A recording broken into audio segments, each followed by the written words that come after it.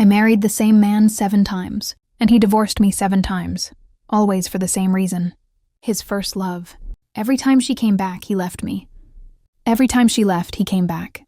The first time he divorced me, I panicked. I begged, cried, and hurt myself just to make him stay. I ended up in the hospital. He never visited. The second time, I couldn't accept it. I applied as his assistant just to be near him, pretending it was a coincidence. I told myself it was love. Looking back, it was desperation. By the 6th time, I didn't even cry. I just packed my things quietly and left like it was a routine I knew by heart. People called it a strange relationship, but it wasn't strange to me. It was all I knew. My begging, my silence, my willingness to forgive everything. It only taught him that I would always be there when he got bored or lonely. So when I heard his first love was coming back again, I didn't wait for him to leave me. I filed the divorce papers first. When I handed them to Ethan Cole, he looked surprised. Only for a moment, though. Then he smiled that same confident smile he always had. Without hesitation, he signed them. He'd done this so many times, it was almost second nature. It was the first time I had given him the papers instead of receiving them. And just like before, he said calmly, "Once she leaves in a month, I'll remarry you." He said it as if we were talking about renewing a contract. Like marriage was just another business deal he'd handle later. I didn't respond. I just folded another shirt and placed it in the box. In the past, I would have asked for promises. This time, I didn't even want an explanation. Ethan frowned. "Aurora, are you even listening to me?" "Yeah," I said quietly, not looking at him. I'd already rented a small apartment. My friend offered to help me move. I told her I'd only need 1 night, maybe 2. Ethan kept watching me, maybe waiting for me to break down, scream, cry, do something. But I didn't. When I closed my suitcase, he finally spoke again, irritation creeping into his voice. "You're not planning to sneak into my office again, are you? Pretending to be my assistant just to keep an eye on me?" He scoffed. "Can't you do anything for yourself? Are you really that lost without a man?" I stopped for a moment, my hand resting on the suitcase handle. Maybe once he would have been right. But not anymore. I looked up at him. The man I had married 7 times. The man I had loved enough to lose myself for. And felt absolutely nothing. "No," I said simply. "Not anymore." I understood right away. Ethan wasn't warning me out of concern. He just didn't want me showing up at his office again. Not when she was there. Sophia Reed, the woman he never stopped loving. After our second divorce, I had applied for a job at his company, pretending it was just for work experience. But the truth was, I wanted to be near him. I told myself I'd be satisfied just to see him every day, even from across the room. I still remember that morning clearly. I brought his favorite caramel latte, extra shot, no foam, and walked into his office, heart pounding. I thought he'd be surprised, maybe even happy to see me. Instead, I found him kissing Sophia. She was sitting on his lap, her arms around his neck, smiling against his lips. Something inside me snapped. I lunged at her, screaming, and before I could even process what I'd done, he slapped me. The sound echoed. I fell to the floor. When I looked up, I saw people gathering by the doorway, whispering, watching. Ethan didn't help me up. He didn't even look guilty. He just grabbed my bag and emptied it onto the floor. Among my things, the divorce papers fell out, the same ones I had refused to sign. They lay there between us like a reminder. You're nothing more than a mistake I keep repeating. After that day, he made sure every divorce was public. He would post about it on social media, claiming it was mutual. Everyone in his circle knew Ethan Cole loved Sophia Reed, and I became the pitiful woman who wouldn't let go. But this time was different. Ethan didn't have to worry. I wasn't going to show up at his office. I wasn't going to fight or beg or embarrass myself again. I grabbed my suitcase, pulled the handle up, and walked toward the door. "We'll get remarried on the 13th next month," Ethan said behind me. "Don't forget." I paused for just a moment. What a coincidence. That was the same day I'd be leaving the country, and leaving him for good. Once Sophia came back, Ethan didn't look for me, not even once. And for the first time, I didn't check his schedule, didn't call his secretary, didn't drive by his building. Instead, I spent my days with Blair Monroe, my best friend, and the only person who never judged me. We went out, laughed too loud, tried new food, and talked about everything but Ethan. I almost felt alive again. Before I knew it, 20 days had passed. Only 20 days left before I'd leave the country and start over. Then one evening, as Blair and I waited for our food at a restaurant, fate decided to test me. Ethan walked in, with Sophia. He had his arm around her waist, both of them laughing like they owned the world. The moment Ethan saw me, his smile faltered. Sophia noticed too. She leaned into him, looping her arm around his shoulders like she was marking her territory. "Aurora," she said with that practiced sweetness. "What a surprise." Ethan stepped slightly in front of her just in case. He probably thought I'd lose control again. But I didn't. I didn't even flinch. Blair, however, was already glaring daggers. I placed a hand on her arm before she could say anything and forced a small smile. "Yeah," I said quietly. "What a surprise." Sophia tilted her head, pretending innocence. "Sorry, Aurora," she said, tugging playfully at Ethan's arm. "Ethan promised to reserve this place just for me. Looks like you'll have to find another table, right, Ethan? Say something, or she'll think I'm being mean." Ethan's eyes met mine for a brief moment. There was something in them. Hesitation, maybe guilt, maybe fear. But in the end, he just nodded. He didn't say a word. He didn't have to. Blair's voice rose beside me. "We can eat anywhere, as long as it's not near him." I gave her a small smile. "It's fine. Let's go." The restaurant manager, unaware of the tension, passed by and said with a bright smile, "You two look so happy together. What a lovely couple." Ethan's eyes flickered toward me again, cautious, searching, almost as if waiting for me to cause a scene. But I didn't. I just smiled, picked up my bag, and walked away. Because this time walking away felt better than winning. I ignored him and took Blair's hand. We walked away without looking back. Out of the corner of my eye, I saw Ethan still standing there, frozen. As if he couldn't believe I'd actually walked away this time. Sophia called his name twice, her voice sharpening with impatience before he finally turned to her. I thought that would be the last time I'd see him before leaving the country, but I was wrong. That night, after I officially resigned from his company, my phone lit up with an incoming video call. Ethan Cole. For a moment, I just stared at his name on the screen, unsure why he was calling at all. It had been weeks since our last real conversation, and I was finally starting to breathe freely. I almost declined the call, but instead, I switched it to voice. If I was going to talk to him, I didn't want him seeing my face. "Why switch to voice?" he asked, a hint of irritation in his tone. "I don't have makeup on," I said before I could stop myself. "I'm not ready for video." The moment the words left my mouth, I regretted them. It sounded like I still cared what he thought of me. Ethan laughed softly, clearly amused. "We've been together forever. I've seen you without makeup plenty of times." His flirty tone made something twist uncomfortably inside me. Once that voice could have melted me. Now it just made me tired. "Do you need something?" I asked flatly. The change in my tone caught him off guard. I could almost picture him sitting up, abandoning his usual laid-back posture. "I heard from HR that you quit," he said. "Yeah," I replied. He hesitated, then added, "You didn't have to. I was fine with you staying." "I wasn't," I said simply. He chuckled, trying to lighten the tension. "You know, I never understood why you wanted to be an assistant when you were already the CEO's wife. It looked bad. People said I was playing favorites. And honestly, you barely even showed up. Still had to pay you every month." I could hear the smugness in his voice, like he still believed he had power over me. I didn't let him continue. "Don't you have somewhere to be?" I asked quietly. "With Sophia, maybe?" That silenced him. After a long pause, he muttered, "Why would I?" then stopped himself. For a second, there was guilt in his voice. "I'm sorry about the divorce," he said, softer now. "I just didn't want people gossiping about Sophia. I thought it'd be easier this way." I almost laughed. Of course, to protect her, I had to be the one people whispered about. The pathetic ex-wife who never learned. My voice was cold when I answered. "If there's nothing else, I'm hanging up." "Wait," he said quickly. "December 12th, our anniversary. Your favorite singer's concert is that night. I know you've always wanted to go. I'll get the tickets and we'll go together, okay?" For a moment, my chest tightened. Not from hope, but from habit. The part of me that used to believe him. I almost told him I wouldn't even be in the country. But before I could, I heard another voice.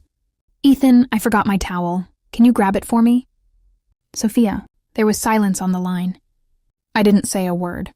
Ethan's breathing changed, like he wanted to explain, but couldn't. Finally, he said awkwardly, "Don't hang up yet. I'll be right back."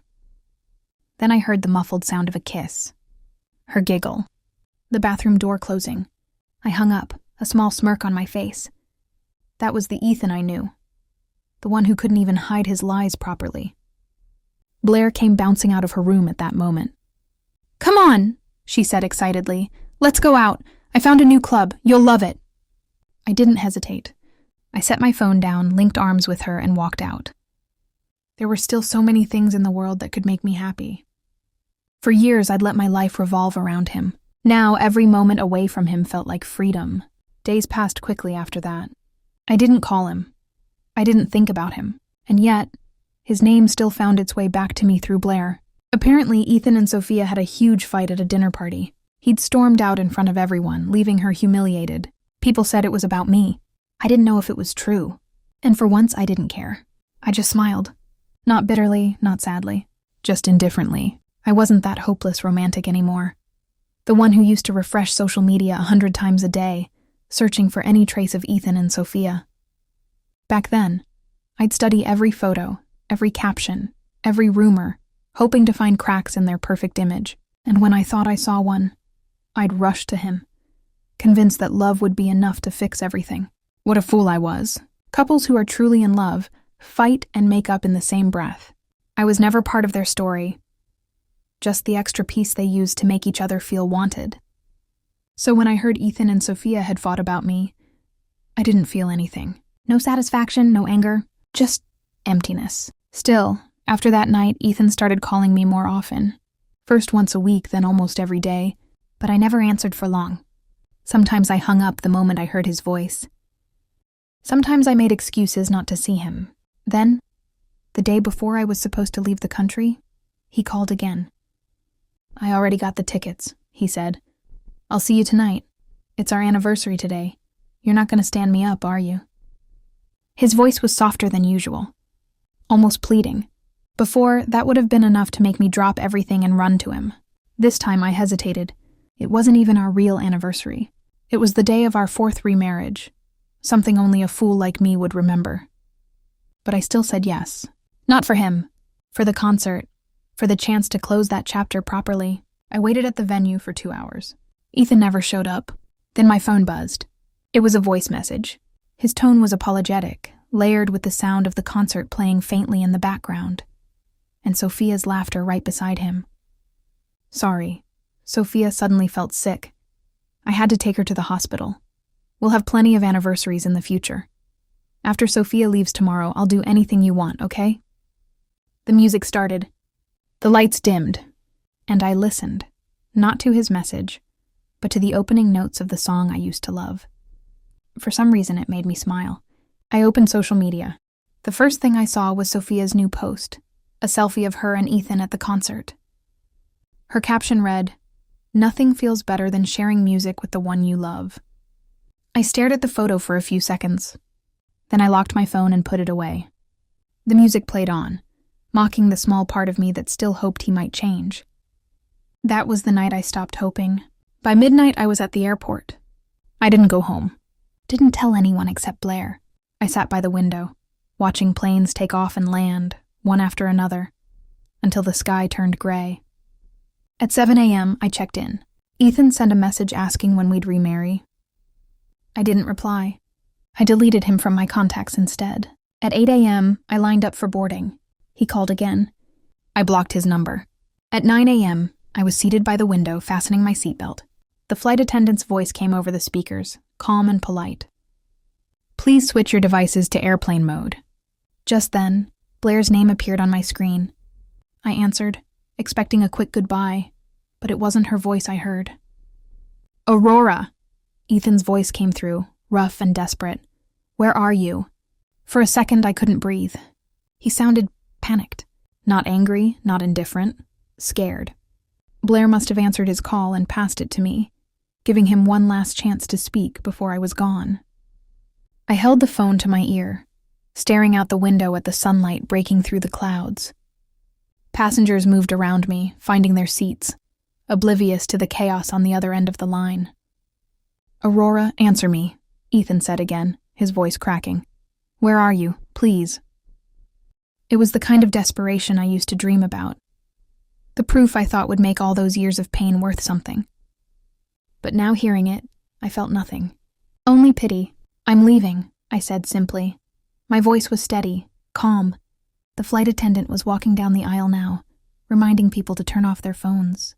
Ethan's voice broke slightly. "Aurora, it's the 13th. We're supposed to get remarried today. You promised." I almost laughed. Promised? As if any promise I made ever meant anything to him. As if I was still someone he could summon when he got lonely. "I never promised you anything this time," I said quietly. "I'm leaving the country, Ethan. By the time you hear this, I'll already be in the air." There was silence on the other end, heavy and strained. I could picture him, sitting in his car, staring at his phone, realizing that for once, I wasn't bluffing. "Aurora," he said finally, his voice sharp now, defensive. "This isn't funny. Where are you really?" There it was, the old Ethan. The man who always thought I'd come back. The man who believed I was too weak to walk away. I smiled faintly. "I'm at the airport, Ethan," I said, "and I'm boarding a flight. Not this time. Not ever again." He sucked in a breath, a sound halfway between disbelief and fear.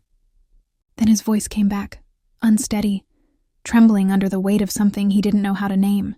"Aurora, don't do this." The flight attendant reached my row and gave me a polite nod. I ended the call, turned off my phone, and looked out the window one last time. The plane began to move, and for the first time in years I felt free. You can't just leave. What about us? What about everything we've built together? Everything we've built? The words hung absurdly in the air. What had we built except a tower of divorce papers? A monument to his inability to choose? A museum of my self-destruction? We haven't built anything, Ethan. We've been tearing down the same structure over and over. And I'm tired of being the only one who tries to rebuild it every time. "Ma'am," the flight attendant said gently, touching my shoulder, "we really need you to turn off your phone now." I nodded and she moved on, trusting me to comply. Ethan was talking rapidly now, words tumbling over each other. "Aurora, listen to me. I know I messed up last night. I should have been at the concert with you. I should have kept my promise. But Sophia was really sick, and I couldn't just leave her at the hospital. You understand that, right? You've always understood."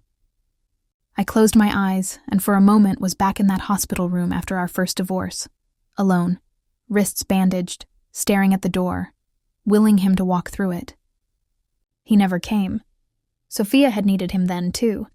And I had learned that day I would always come second. Understanding his choices meant accepting I would never be his first choice. "I understand perfectly," I said quietly. "That's why I'm leaving. Because I finally understand this will never change. You'll always choose her, and I'll always be the one waiting, in the wings. And I'm done with that role. I'm done being the understudy in my own life." "Ethan, I have to go now." The panic was back in his voice, raw and unfiltered. "No, wait, Aurora, please don't do this. I love you." I paused, finger hovering over the end call button. Those 3 words, the ones I wanted to hear for so long, the ones I imagined would fix everything, felt empty now. Empty, like coins that lost their currency, like a language I no longer spoke. "You love Sophia," I corrected him gently. "You've always loved Sophia. I was just blinded by my love for you to see the truth, that I was never really someone you chose. I was just something you kept, until she came back. I was a placeholder, Ethan, a thing you could throw away when she needed you again. I was convenient, just there, willing to take whatever scraps of affection you could spare. But I'm not that person anymore. I don't want to be her anymore." "Aurora, that is not true. I do love you. I've always loved you in my own way." "In your own way," I repeated. And I could feel something hard and bright crystallizing in my chest, something like clarity. "And what way is that, Ethan?" "The way that meant you divorced me 7 times so you could be with her guilt-free." The way that meant you hit me for defending myself against the woman you were kissing in your office. The way that meant you stood me up last night on what you claimed was our anniversary. If that is love, then I don't want it. I don't want your kind of love anymore." I heard him take a shaky breath. When he spoke again, his voice was smaller, almost childlike. "What am I supposed to do without you?" The question hung between us. I realized this was what it had always been about. Not love, not passion, not real affection, but convenience and habit. The comfort of having someone who would always be there, always waiting, always willing to forgive. I had been his safety net, the person he could always come back to when Sophia left again. He had taken that for granted so long he couldn't imagine a world where I wasn't there anymore. "You'll figure it out," I said. "You'll be fine, Ethan. You've always been fine. It's time for me to figure out how to be fine too." "But Aurora," he started, desperation creeping back into his voice. "This is goodbye, Ethan. I hope you and Sophia are happy together. I really do. I mean that." Before he could say anything else, before more promises or explanations, I ended the call.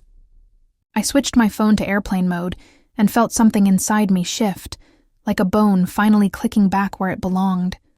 The plane began to taxi toward the runway, and I leaned my head against the window, watching the terminal grow smaller. Somewhere in that building, or racing toward it, Ethan was probably losing his mind, probably calling Blair, trying to figure out which flight I was on and whether he could stop me. But it was too late. I was already gone. The flight was long, giving me hours to think about everything that led to this moment. I thought about the first time Ethan asked me to divorce him, how I was sure it was a test, a mistake, something I could fix if I just loved him enough. I thought about the second divorce when I became his assistant, hoping proximity would translate to importance. I thought about the third, fourth, fifth, each chipping away at my sense of self until I barely recognized the woman in the mirror. By the sixth divorce, something inside me had begun to harden, becoming able to withstand his indifference. By the seventh, I was ready to plan my exit, save money, build a life that didn't revolve around him. Now 30,000 feet in the air, I was finally free. The woman next to me, an older lady with kind eyes and silver hair, noticed I was awake and smiled. "First time flying alone?" she asked gently. I considered the question. In a way, it was the first time I had done anything truly alone in years. Every decision had been filtered through what Ethan would think or want. "No," I said finally. "But it's the first time in a long time." She nodded as if she understood something I hadn't. "Sometimes the hardest journeys are the ones we take by ourselves," she said softly. "But they're also the most important." I smiled, feeling the truth of her words settle into my bones. We talked for a while about nothing in particular and everything at once. She told me about her late husband, how she loved him deeply, but maintained her own identity and dreams. She told me about the year after he died, traveling to places she always wanted to see and discovering parts of herself she never knew existed. I told her about Ethan, the 7 divorces, Sophia, and finally finding the courage to leave. She listened without judgment or platitudes. When I finished, she squeezed my hand. "You're braver than you think," she said, "and you're going to be just fine." When the plane landed, I felt like I was stepping into a new version of my life, one where I wasn't defined by Ethan's choices, Sophia's presence, or my desperate need to be chosen. I collected my luggage, went through customs, and emerged into a country where no one knew my history or shame. I chose this place carefully, a city known for its art scene and universities, a place where I could pursue the degree I abandoned when Ethan and I married, where I could rebuild myself from the fragments of who I used to be. Blair helped arrange everything, from the apartment rental to my university enrollment, promising to visit once I was settled. The apartment was small but bright, with large windows and a tiny balcony overlooking a park. I spent the first few days in a daze, unpacking, buying groceries, learning the neighborhood. Everything felt surreal, like living someone else's life. But slowly it began to feel real. I started classes, diving back into the literature degree I had given up years ago. I made friends with classmates younger than me but warm and welcoming. I got a part-time job at a bookstore near campus, surrounded by stories and the quiet comfort of anonymity. Slowly, I forgot to check my blocked messages, stopped wondering what Ethan was doing or if Sophia had left again. Blair visited after 3 months. We explored the city, ate at cafes, visited museums, and stayed up late talking about everything and nothing.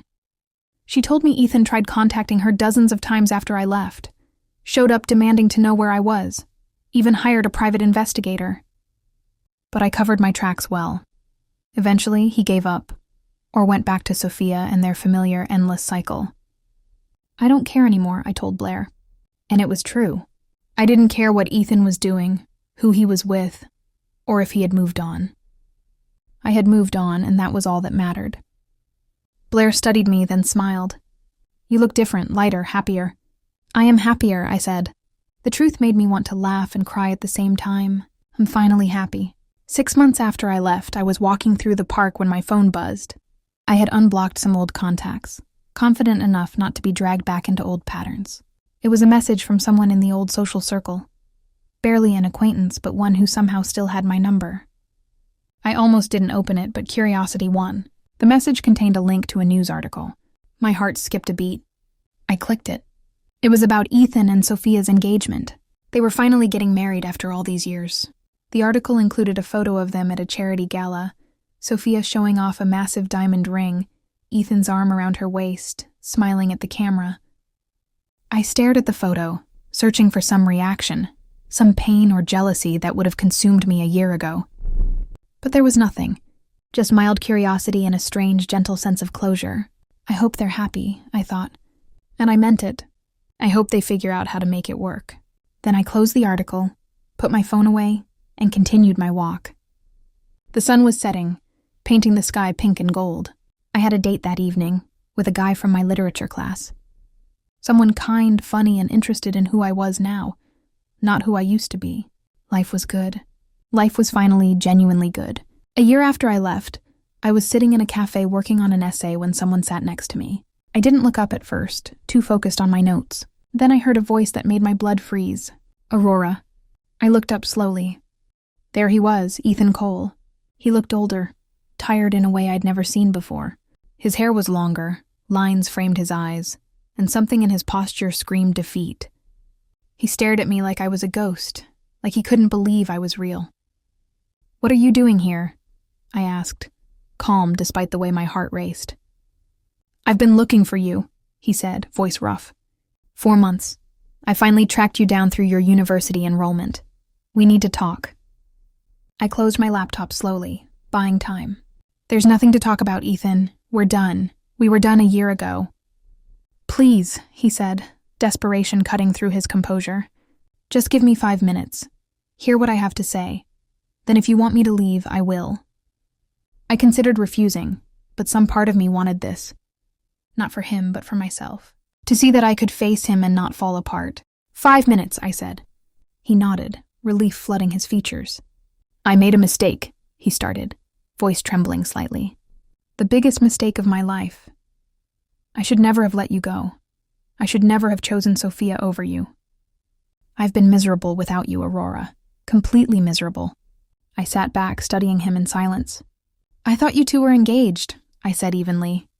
We were, he admitted, but I called it off. I couldn't go through with it. Every time I looked at her, all I could think about was you, about everything I put you through. How much I took you for granted. I realized too late that you were the one I should have married, really married, not this back-and-forth game. You were the one who truly loved me. The words hung between us like ghosts. I waited for some feeling, vindication, satisfaction, even anger. But there was nothing, just quiet understanding. Ethan, I said softly, I did love you, more than I should have. Enough to lose myself completely trying to make you happy. And maybe a part of me will always care, because you were such a big part of my life. But I don't love you anymore. He froze, the words hitting him like a blow. I used to think love meant staying no matter how much it hurt, I continued. But now I know love also means knowing when to walk away. He looked down, hands trembling. She left me, Aurora. Sophia left. Said she couldn't handle how obsessed I was with finding you. I took a slow breath. That's what happens when you spend your life chasing the person you didn't value when you had them. His eyes filled with regret. I thought you'd still be waiting. You always waited. I used to, I said quietly. But waiting for someone who never chose me wasn't love. It was self-destruction. He swallowed hard. So there's really no chance for us. I smiled faintly, not out of cruelty but compassion. No, Ethan, there's no us anymore. There's you and your lessons to learn, and me and my life to live. He blinked rapidly, trying to hold himself together. I'll never stop loving you. I looked at him, really looked. This man I once would have given everything for. And all I felt was peace. I hope someday, I said, you learn what real love is, the kind that doesn't hurt the people who give it to you. He stood there for a long moment, silent, before nodding slowly. When he left the cafe, I didn't look back. Outside, the light was soft and golden. Somewhere nearby, church bells rang the hour, and laughter drifted from a nearby street. I took a deep breath, opened my laptop, and began typing again. This time, the words came easily, like I was finally writing the story of a woman who had saved herself. There was nothing left in me but distant pity for the man who realized what he lost too late. I did love you, I said quietly. I loved you more than I loved myself, more than was healthy or fair. I looked down at my hands, steady now. But that kind of love isn't sustainable, Ethan. It burned until there was nothing left of me. And when there was nothing left, I had to leave to find myself again. I know, he said, voice cracking. His eyes glistened. I don't deserve your forgiveness. I know I hurt you in ways I can never make up for. But I'm asking anyway. Please, Aurora. Give me one more chance. Let me prove I can be the man you deserved. I shook my head slowly. The decision had already been made long before this moment. No, Ethan. He blinked, stunned by the calm in my voice. I'm not giving you another chance. Not because I hate you or want revenge, but because I built a life I love. A life that doesn't revolve around you or anyone else. I smiled faintly. I'm happy here. I have friends, school, a future. And I'm not giving that up to be the woman who waits for you to choose her. But I've changed, he said quickly, desperate. I'm not the same person. Maybe you have changed, I said gently. I hope so. But I've changed too. I looked at him, really looked, and saw the boyish charm replaced by tired eyes and regret. The person I am now doesn't want to be married to you. The person I am now knows she deserves someone who chooses her first, every time, without doubt. And that's never going to be you, Ethan. His mouth opened, but no words came. I could see realization dawning, the kind that doesn't break loudly but quietly, like the slow collapse of something already hollow. You had 7 chances, I continued softly. 7. And you chose Sophia every time. I'm not giving you an 8th chance to break my heart. He stared at me, eyes shining. His lips trembled slightly. This is final, he whispered, though it sounded like he was asking for confirmation. I nodded once. It is. I'm sorry, he said, tears finally spilling. I'm so sorry for everything. And I believed him, I truly did. But believing didn't mean forgiving. Some things, once shattered, can never be pieced together again, at least not into the same shape. Your 5 minutes are up, I said gently, opening my laptop again. He hesitated, standing like an old man with too much history on his shoulders. For a moment he looked at me like he wanted to memorize my face. Then, as if realizing there was nothing left to say, he turned toward the door. He paused once, waiting maybe for the old me to call him back. But I didn't. That silence was my goodbye. And then he was gone. I never saw Ethan Cole again. Sometimes, on quiet mornings, I wondered where he ended up. If he ever learned to love without ego or fear. But those thoughts passed like clouds drifting across the sky. They no longer hurt. They no longer stayed. Blair told me later that he broke off the engagement with Sophia. She was furious, left the country again.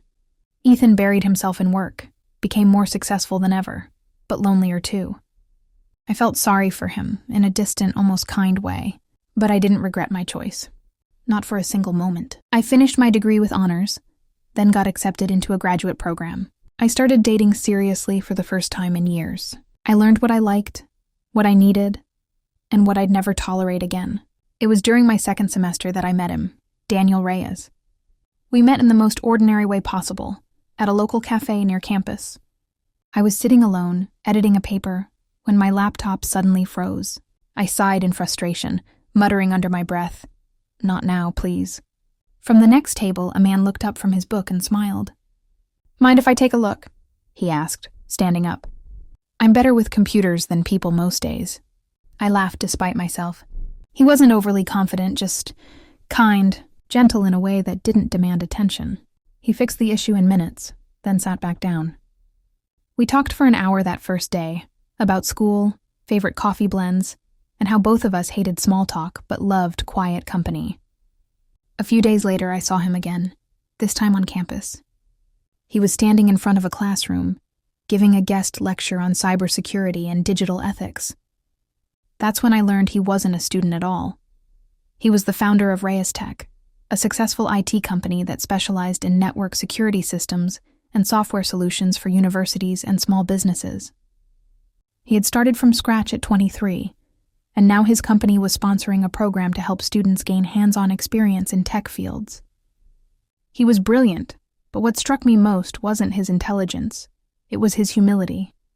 He spoke to everyone with patience, made complicated ideas sound simple, and treated everyone's questions as if they mattered. Over time, our paths kept crossing, sometimes at the cafe, sometimes during university events. He never pushed. He never tried to impress me. He simply showed up, steady, warm, constant. When I told him about my past, I expected judgment or pity, but he just nodded and said softly, "Then I guess you already know how much your heart's worth." That was the moment I realized he wasn't trying to save me. He just wanted to stand beside me. We took things slow, building trust, laughter, and quiet love. There were no grand gestures, no drama, just the calm certainty of being seen and chosen. 2 years later, he proposed in the same cafe where we met. No crowd, no cameras, just us, a cup of coffee, and his trembling hands as he said, "I don't need a perfect love. I just want a real one, with you." I said yes without hesitation or fear, because I was his first choice, his only choice. And that made all the difference. On my wedding day, as I stood before the mirror in my dress, Blair appeared behind me and hugged me tight. "I'm so proud of you," she whispered. "Look at how far you've come." I smiled at my reflection. The woman staring back wasn't the same one who once measured her worth by a man's attention. 7 divorces broke me down and stripped away everything I thought I knew about love and happiness. But from those broken pieces, I built something stronger. Mine. As I walked down the aisle toward the man who loved me completely, I felt only peace. Gratitude for the pain, for the lessons, for the woman I became because of them. Because those 7 divorces taught me the most important truth. Sometimes you have to let go of the person you thought you couldn't live without to find the person you were always meant to be. And I finally found her, found myself, found happiness. This time it's real. This time it's forever. Not because of who stands beside me, but because I finally stand with myself.